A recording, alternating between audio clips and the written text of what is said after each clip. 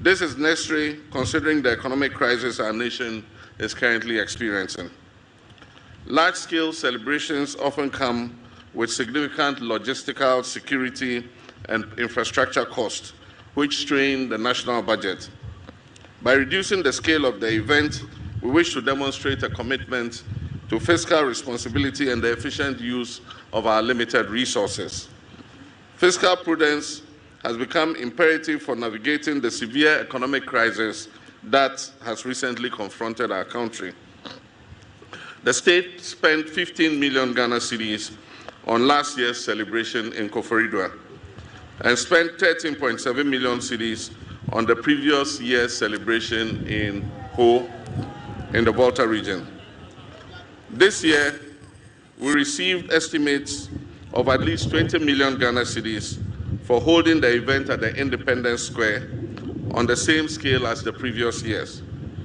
In a year when we are calling on all to sacrifice, including workers who have graciously accepted a base pay adjustment far below the rate of inflation, it is unconscionable to spend that kind of money on a few hours of celebration. Today's event would save us 95% of the estimated cost of the event. Nonetheless, this scaled-down celebration does not diminish the importance and significance of this occasion in any way. Ghana's independence is the single most important event in our history, as it sets out us on the path of nationhood. It is even more significant because it lit the flame of independence in sub-Saharan Africa by inspiring other countries yoked to colonial exploitation to seek independence and self-determination. This day must therefore always be commemorated, but when reality calls for a different approach, we must heed it and act accordingly. Moreover, hosting the celebration here at the Presidency preserves the symbolic essence of Independence Day while demystifying the seat of government. Fellow compatriots, Independence Day celebrations serve as an opportunity for us to remember our nation's struggle for freedom and to honor the sacrifices of our forebears who led that struggle for self-rule. It reinforces our national identity, our unity, and patriotism, while offering a moment for reflection on our progress and the challenges ahead. It presents an opportunity for us to recount our history, picking the lessons it teaches, and thereby forging a new path for progress and development. Osajifo Dr. Kwame Nkrumah, the founder of our nation, envisioned an industrialized, self-reliant Ghana, whose citizens have the highest standard of economic life and the greatest sense of self-esteem rooted in patriotism and Pan-African unity. But on February 24, 1966, a joint military and police coup d'etat shattered that dream, plunging Ghana into decades of instability and military takeovers. The verdict of history is now loud and clear. Declassified documents from the United States archives reveal that this was a coup inspired and engineered by the CIA. This remains the most regrettable and darkest moment in our nation's history.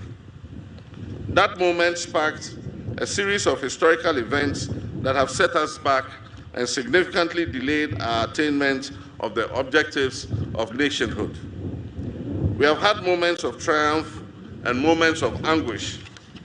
We have now blossomed into a fully fledged democracy with a healthy culture of peaceful power transfers. We must, however, remind ourselves that democratic participation transcends just the act of voting.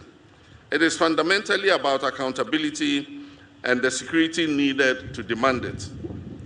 It is about safeguarding the people's freedoms and rights and fulfilling the promises of social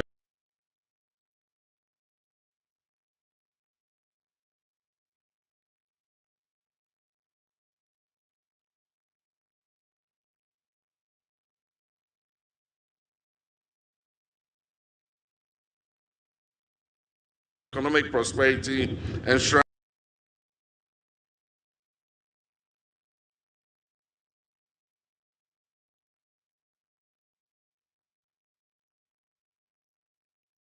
in our founding document. Our history is complex, marked by struggle, resilience, and renewal. But through it all, one truth stands firm. The unbreakable will of the Ghanaian people has ensured that no matter the twists and turns, our democratic spirit endures and our destiny remains in our own hands. While we reflect on our journey, we must also review our standing today. We must assess and the role of science, technology, and innovation. In this era of green transition, we must recognize our unique circumstance, that is a nation rich in natural resources, yet vulnerable to climate change, and we must chart a path that balances sustainability with economic growth.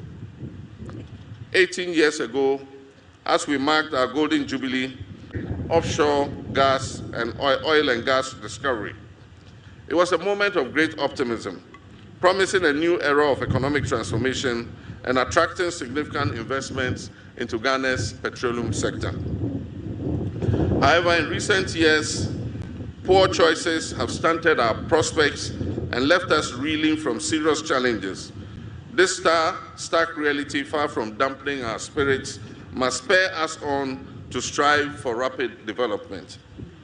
For if our forebears, armed with far less, did not permit their backs to be broken by a repressive and exploitative colonial administration representing an imperial power, how can we, their progenies, armed with far more, despair in the face of these challenges?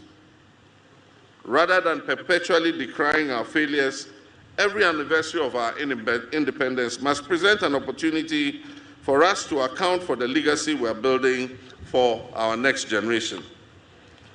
We of this generation are merely custodians of this country and resources. They are entrusted to us to manage them wisely today for the generation of tomorrow. These independence anniversaries must therefore be a moment of reflection, not on what we have done for ourselves, but on how well we have stewarded national assets for those we will hand them over to in the future. Our story cannot be one of missed opportunities. It must be one of continued effort to achieve far more than we can boast of now. Posterity will not accept our failures or take them kindly. As President, I'm committed to providing the bold leadership and the clarity of vision that is needed to navigate the turbulent economic waters we are sailing in currently, while safeguarding our future. Discussions about our independence often highlight our reliance on imports, on donor aid, and IMF bailouts as signs of continued dependence. This reminder is repeated so often that while undeniably real, it risks becoming a cliché. Yet the entire efficacy of this reminder lies not in just repeating it, but in our willingness to take decisive action. Actions that will break the chain of dependency, not just the empty rhetoric of an Africa that is beyond aid. Proclaiming self-reliance while marching straight back to the donors, into the hands of the donor agencies, begging bowl in hand, is really meaningless. To break this cycle of dependence and reset our economy, my administration is formulating policies based on fiscal discipline and living within our means. We're striving to expand our economy to yield prosperity for all. And to do this, we must look within and make sure that we are raising revenue domestically. This administration is working to implement the 24-hour economy program to ensure that our economy never goes to sleep. This will allow us to create the necessary job expansion, boost productivity, increase our exports capacity and trade footprint, and also reduce our dependence on foreign aid. The US $10 billion Big Push initiative will also modernize our infrastructure. It will create jobs. It will stimulate local industry, ensuring that our development is driven from within rather than funded from outside. Agriculture remains our biggest opportunity to reduce import dependence. With over $2 billion spent annually on food imports, The Agriculture for Economic Transformation agenda is structured to strengthen local agribusiness and ensure food security. The Feed Ghana program will drive mass food production and stabilize food prices. At the same time, the Poultry Farm to Table initiative, otherwise referred to as Nkukong Kitenkete program, will boost domestic poultry production and processing to directly address our 95% reliance on imported poultry products. The success of these policies depend on active citizen participation, particularly from our young people. The AgriNext program will equip 30,000 young people with land, training, and agribusiness opportunities. Farmer service centers in every district will provide access to mechanization services, quality seeds, and fertilizer to boost local food production. My brothers and sisters, this is a defining moment, but policies alone, no matter how well couched and no matter how well intentioned, will not change our reality. Action will change that reality. As President, I'm taking the necessary action to create growth opportunities and enhance our economic independence. Young Ghanaians must step up to the plate, seize these opportunities, and contribute to building a self-sufficient nation. Ghana's economic future is in your hands. Fellow Ghanaians, the 1992 Constitution has provided a stable framework for governance and delivered the most extended period of constitutional democracy in our nation's history. However, like any enduring legal and political framework, it has flaws and loopholes.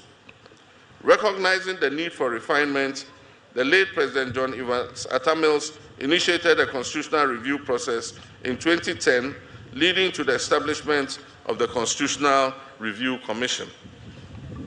The previous administration of Nana Dankwa Akufo-Addo also undertook some constitutional review.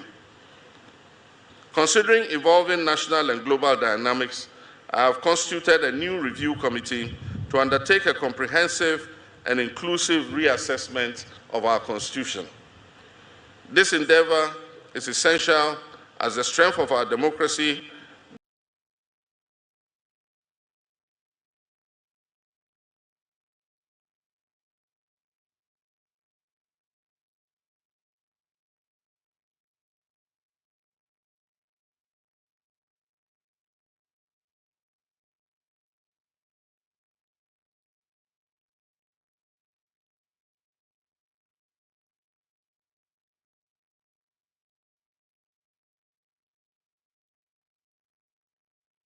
The integrity of our constitutional order and the rule of law requires continuous renewal. We must not allow weaknesses in our governance framework to fester until they threaten national stability. Instead, we must take proactive steps to reinforce the very foundation of our democracy. I therefore urge all Ghanaians to participate in this process by submitting their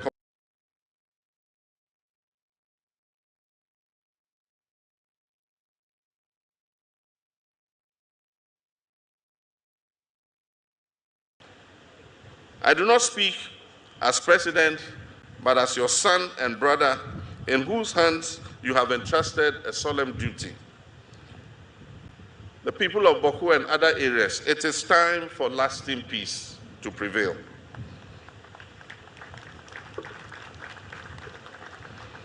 Our children deserve to inherit a peaceful land where their dreams are nurtured, not where their nightmares are relived. They deserve to inherit a land where our markets are bustling with trade, not tension and conflict. They deserve to inherit schools that echo with learning and not melancholy. Let us not be swayed by division, mistrust, and the weight of past injuries. Let us give renewal of friendship a chance. Let us give peace a chance. This is not an invitation to simply forget the past. Far from it. It is an invitation to live above it. fellow countrymen and women, 2 years from now, our dear nation Ghana will celebrate its 70th anniversary of independence. This is our moment in history. We have endured trials, we faced challenges, and carried the burden of our struggles, but we have never given up. Through every storm and shadow, we have kept the flame of hope alive. And now, at this critical juncture, we must rise with courage, determination, and unwavering belief that a brighter future is just within our grasp.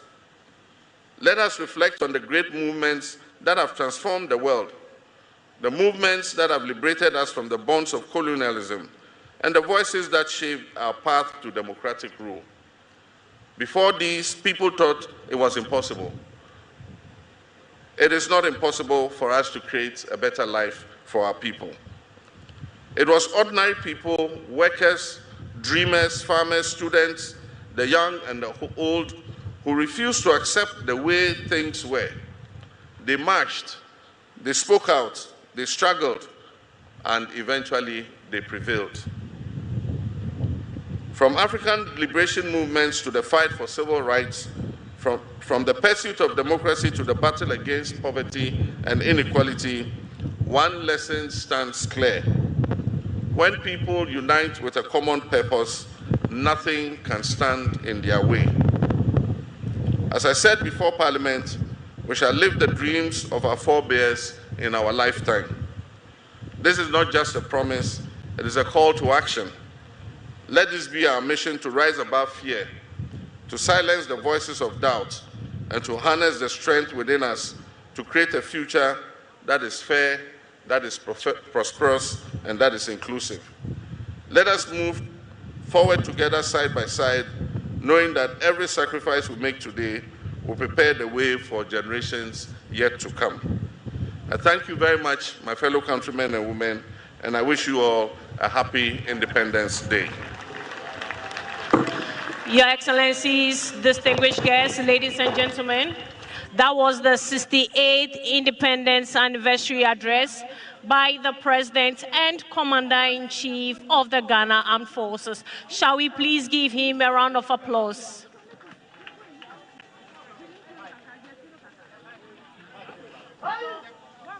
Please be seated.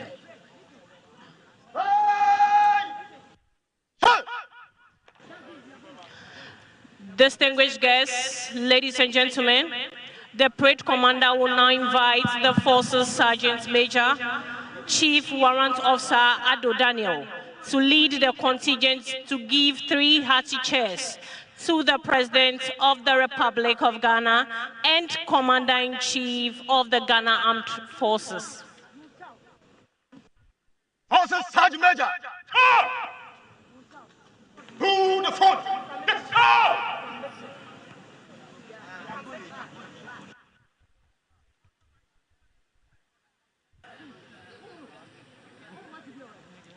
Chief Warrant Officer Ado Daniel attended Nkwanta Secondary School in the Oti region of Ghana for his ordinary level certificate and Kumasi Polytechnic for Royal Society of Arts accounting option.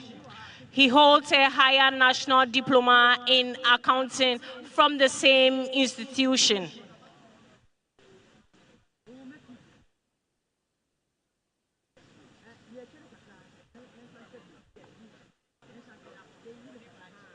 Good morning, Your Excellency. May I have your permission to carry on with the year, Your Excellency? Yes, Your Excellency.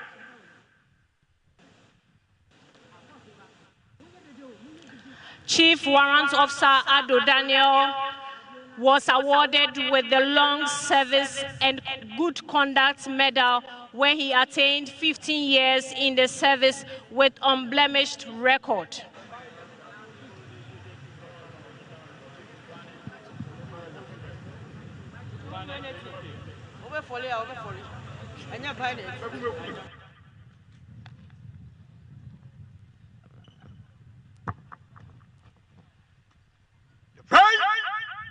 Remove headdress. Remove.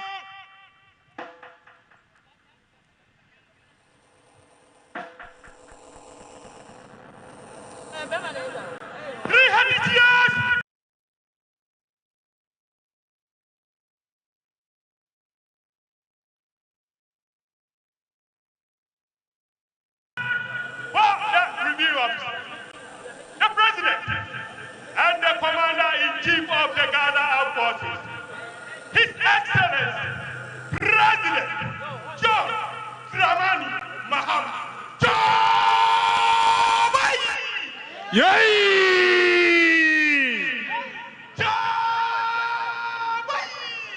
Yay!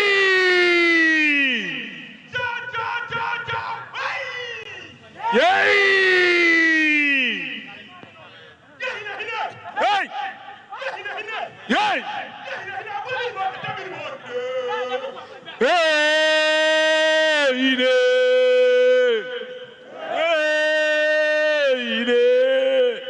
Abwabilibo, Jatabilibo, Oine.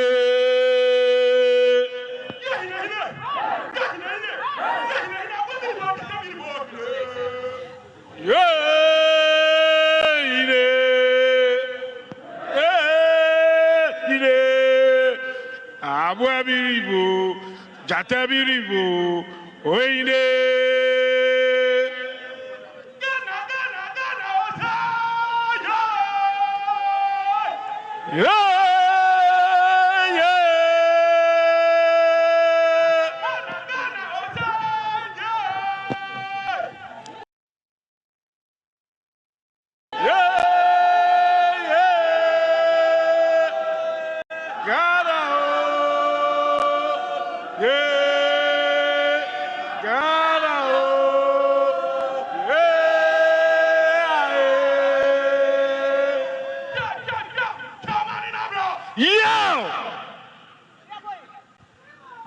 Right?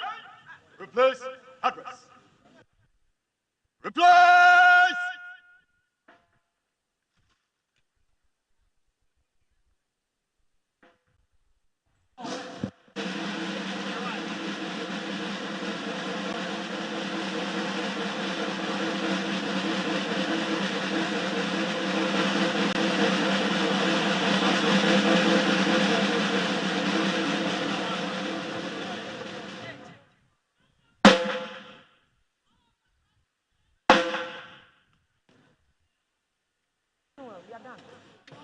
Your Excellencies, distinguished guests, ladies and gentlemen, that was the Forces Sergeant Major, Chief Warrant Officer Ado Daniel, leading the contingent to give 3 hearty cheers to the President of the Republic and Commander-in-Chief of the Ghana Armed Forces, His Excellency John Dramani Mahama.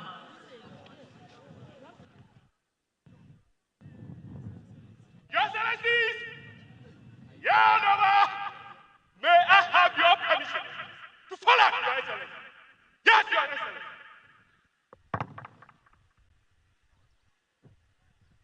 Shall we please give him a round of applause?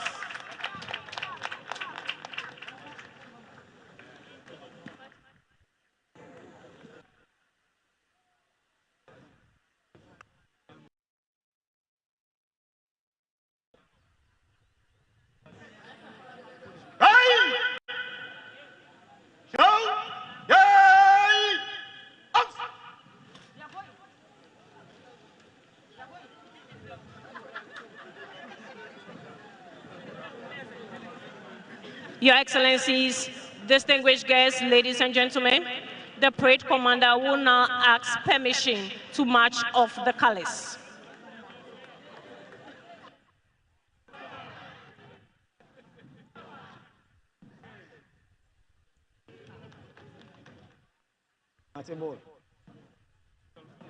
Done.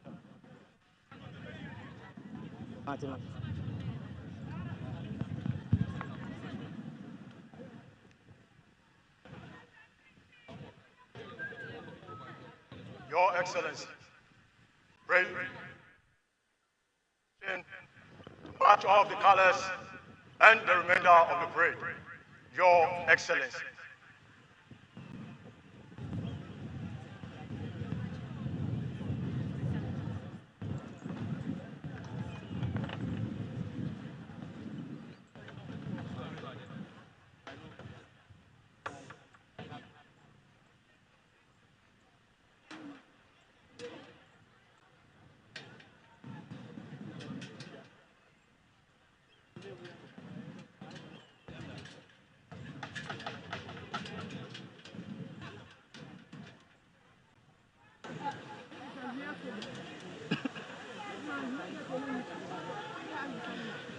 Distinguished guests, the color party will march off parade.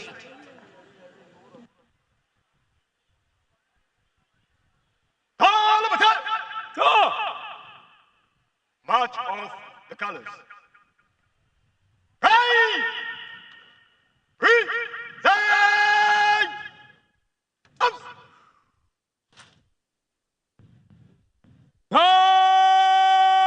Kalapata by the center. Quick march. And direction right. Right. Go.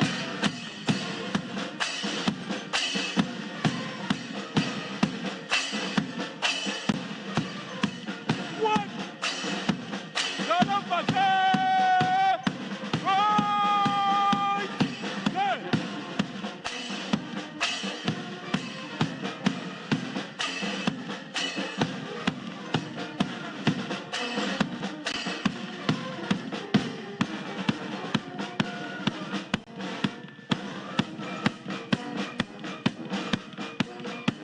Kalapata. Hold. Kalapata to advance. Left. Turn. Kala spot. Present.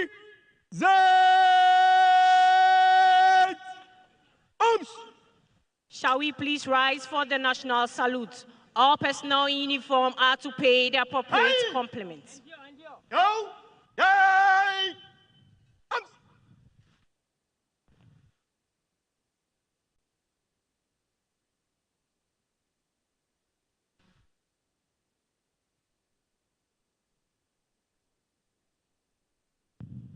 Hey!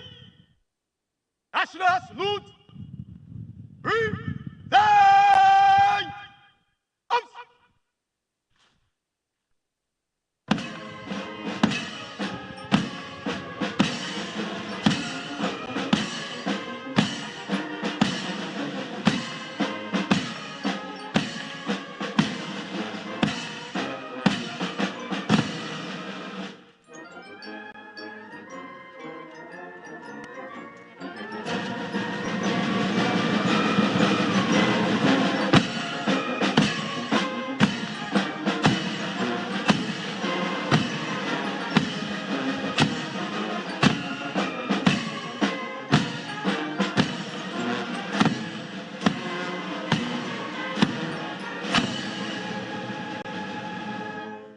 Hey!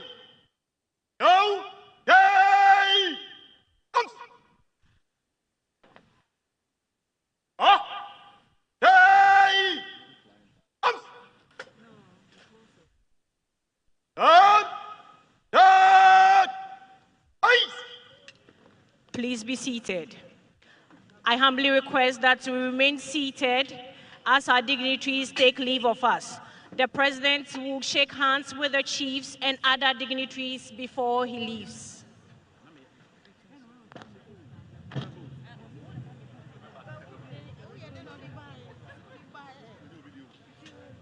Your Excellencies, distinguished invited guests, ladies and gentlemen, this marks the end of the 68th Independence Day anniversary parade. We would like to express our sincere appreciation to you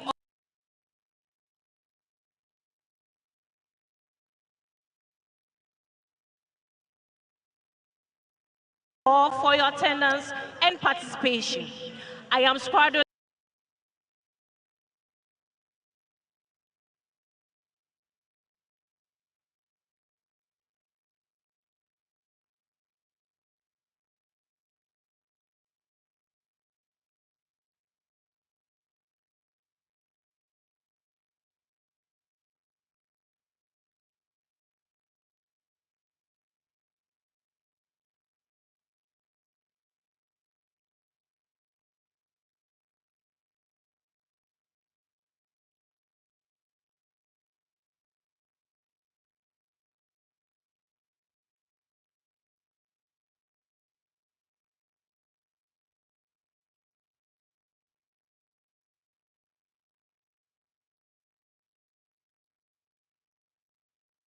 Leader Gabriela Lawson from the Department of Public Relations of the Ghana Armed Forces. And I'll be your MC for today's program. And my co-MC is Cassandra Chum Ampofo, the head of Public Relations, Ghana Education Service. And it's been an honor and humbling to be your MCs for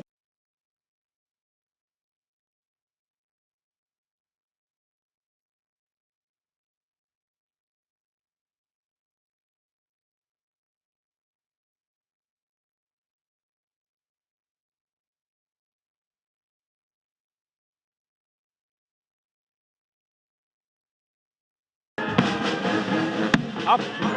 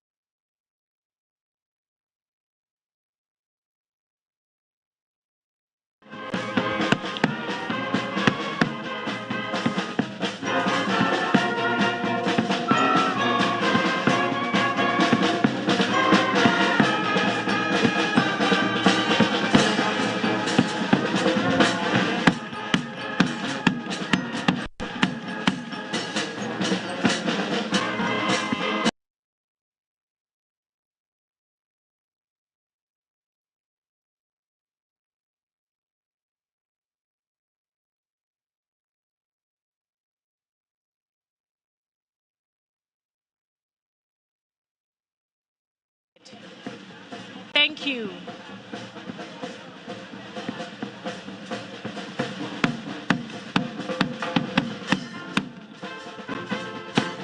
Hey! Hey!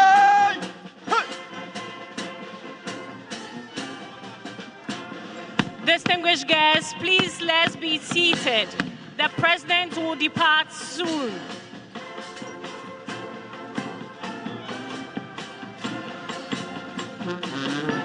Distinguished guests, ladies and gentlemen, please let's be seated.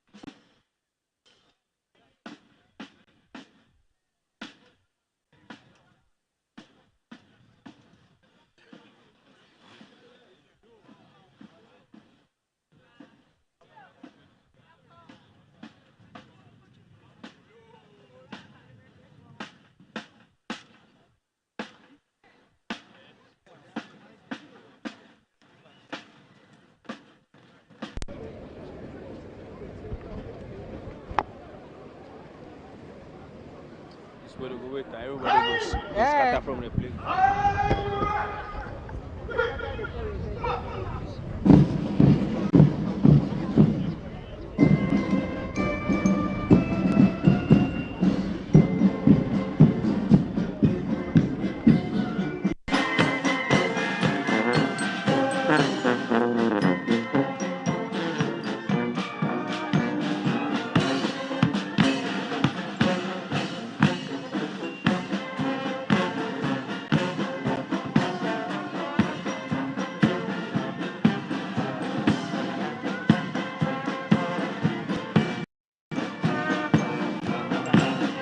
Hey! Hey! Out! Right! Advance! Right and left! Ha!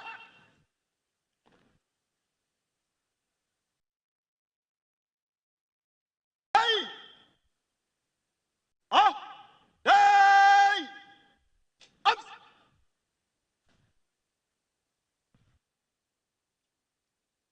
Success!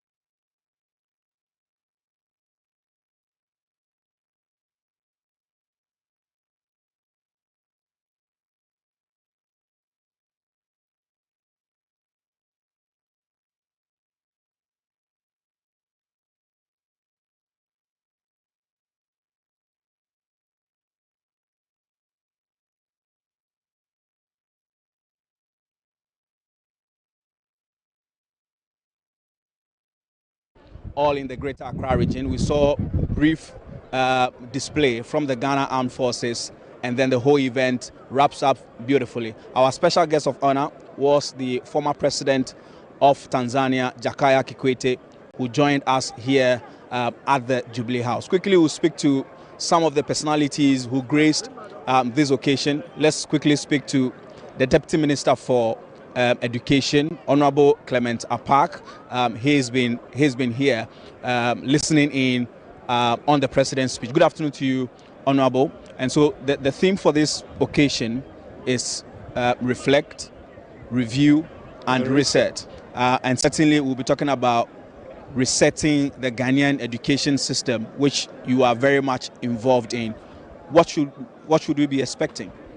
Well, first of all, let me apologize for my voice. I've been trying to recover from a sore throat. I think today, indeed, is memorable. You know, Ghana is 60.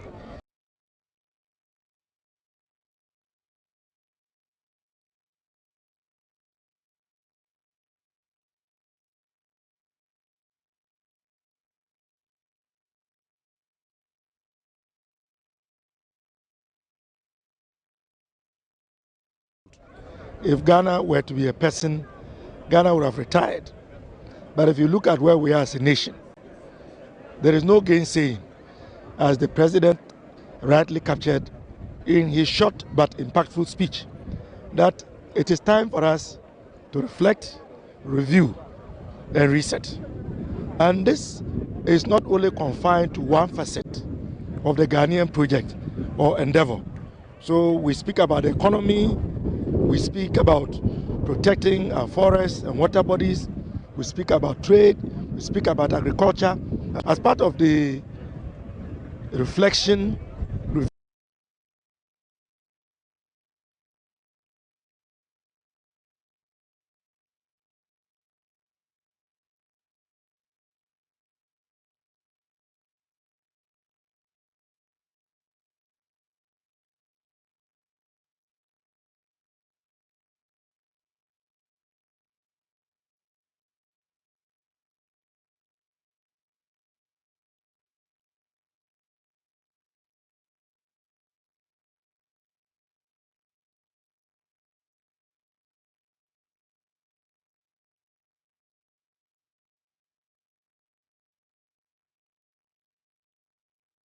doing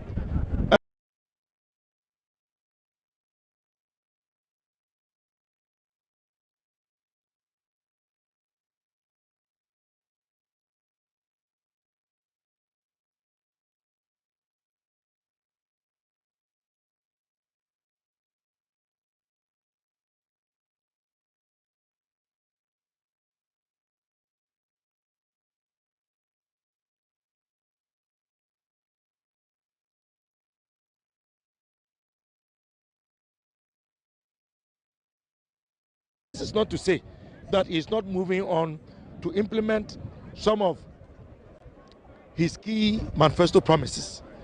Whilst he's doing that in the area of education, we are also looking forward to what the forum is going to come up with, so that together we can move this country and resituate it to make it competitive, for our wards to be able to become competitive. Value-based education, the need for discipline, the need for commitment to nation. These are values that we must instill in our generations to come.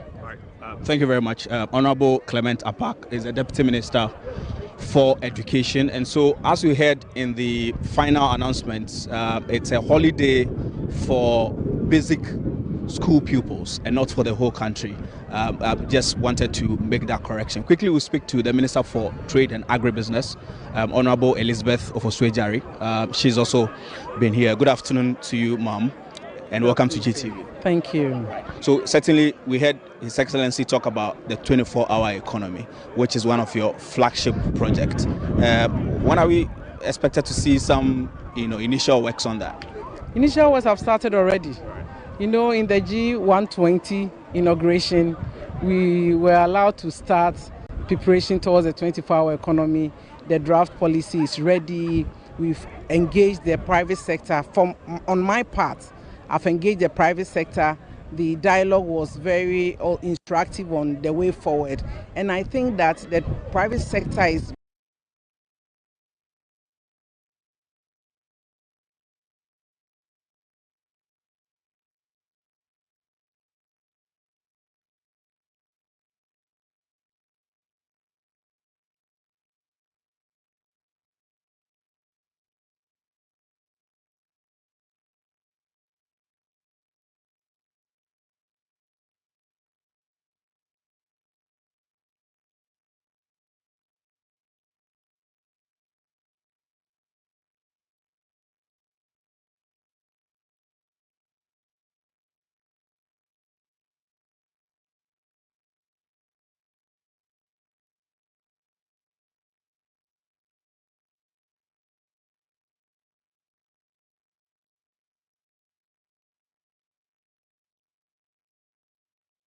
the beauty about this 24-hour economy in terms of industry is that it's going to help our import substitution.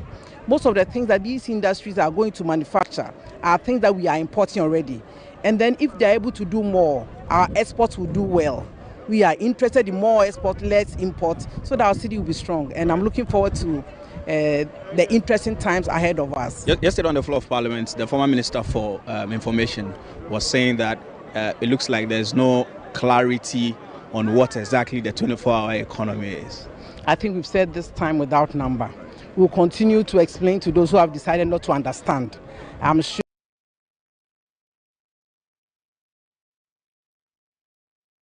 if we keep explaining to them, they will understand. Basically, it's an economy where we don't sleep, where we work around the clock. If we say we are working around the clock, it's referable to jobs that can be done 24 hours. We are not speaking about cassava farms in the night.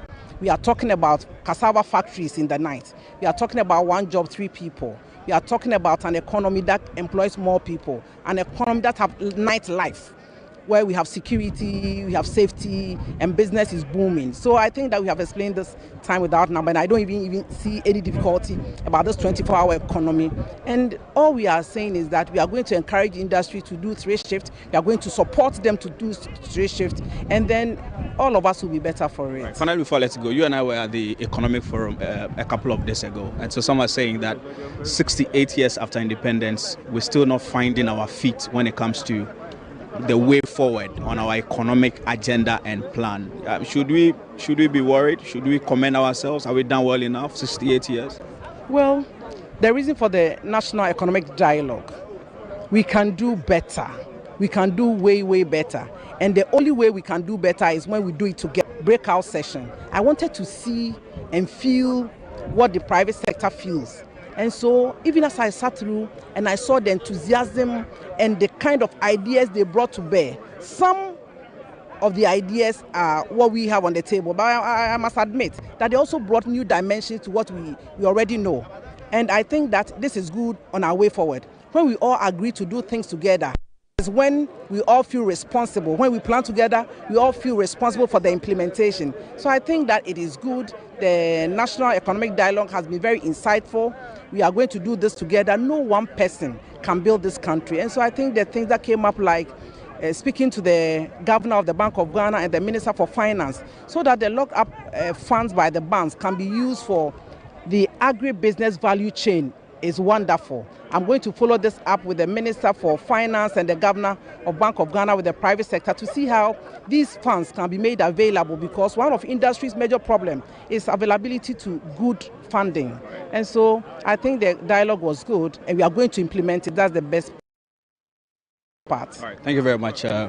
Honorable Elizabeth Ofoswe-Jare is the Minister for Trade and Agribusiness. Quickly before we wrap up, we'll speak to the Executive Secretary of the Importers and Exporters Association, Samson Awingobit. Good afternoon to Asaki Awingobit. Good afternoon to you. Good afternoon. Welcome to GTV. Thank you. So you listen to the President. Are you encouraged, optimistic enough that things are going to get better? Satisfactory. President Mahama has made a very profound statement, and I think Ghanaians should look at that, his good deeds, and then follow him with all his policies to see how they implement it to the latter. President Mahama said that in 2030, 2023, the previous government spent 13 million Ghana cedis for a few hours celebration. In 2024, the previous government spent 15 million Ghana cedis for only some few hours. And in 2025, the budget he saw was 20 million, and he said no. We've already seen that things are not good. We are cutting down government appointees, cutting down his government size to only 60 ministers. Spending over 20 million is wasteful. And 5%. 5%, what it means in figures terms, it comes to like, say, 2.5 to 3 million or 4 million Ghana cedis. That is prudent enough. The government itself is ready to tighten its belt. That is why he's not asking Ghanaians to tighten our belt. And that is why I think that we should all accept. But if the government has gone to spend 20 million and come back to tell you and I that they want to tax us because things are not good, I don't think you and I will agree.